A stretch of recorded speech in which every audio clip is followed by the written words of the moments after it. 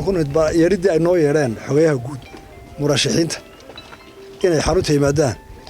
oo hawli laga doonayay ay ka qaataan wixii la farayay intii waanu nimid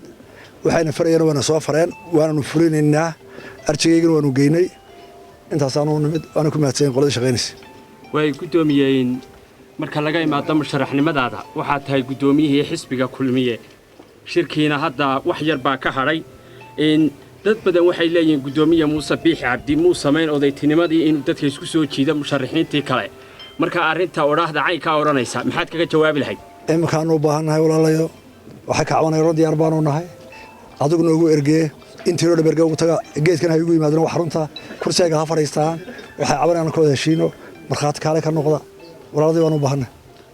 yaa ku geeyo adiga mid wax diiday gudoomiye waxa kale jirta magacayga Cabdiraxmaan Fantaas waxaan ka socdaa Bulsha TV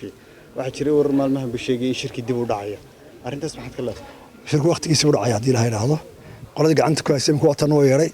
hadda waxaan laga qoray araajida baan laga qaaday shuruudii kalena looga baahnaayo disarkuleyn fulina maanta sabti haddaan ka dambeeyno waxa waqtigeed ka dhacaya marka sabtaan soo xireenayna cidii shirkooda waxay noo sheegtay inaan daqiiqad ka dhacayn sabti gelin hore marka shirkada waqtigiisa ku socdaa cid ku warantay garan maayo adiga warshixinta maqan maxaad u baaqaysaa gudoomiye inay yimaadaan saaxiibada iyo waxaan ku baaqayaa inaan soo nimaado oo nooga xafiiska xarunta soo nimaado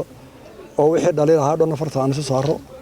oo gudoomiyahan wali wixii gardarra aan sameeyay inay tusoo aan qaato ilaa wala kala gar qaataawne oo odayaashii waaweynaa oo raggaan u baahanahay inay xisbi xarunta ka maqnaadaan ma aha sharaftu waan halkan ku hadalna hadda halkaan oo kale ugu tagayna halka waxay doonaan diyaar baanuun shalay waxa jiray wafdi Ingiriis oo la sheegay in maxay tahay la kulanteen oo arrintan kala hadlay maxaa ka jira inta waska caadi u fudud timaada xisbiyada la kulmaan hawl maalmeedkii caadi ahayd baa la qabanayay dalkan ku hadlaa danta qaranka laga hadlaa waxa weyn maataas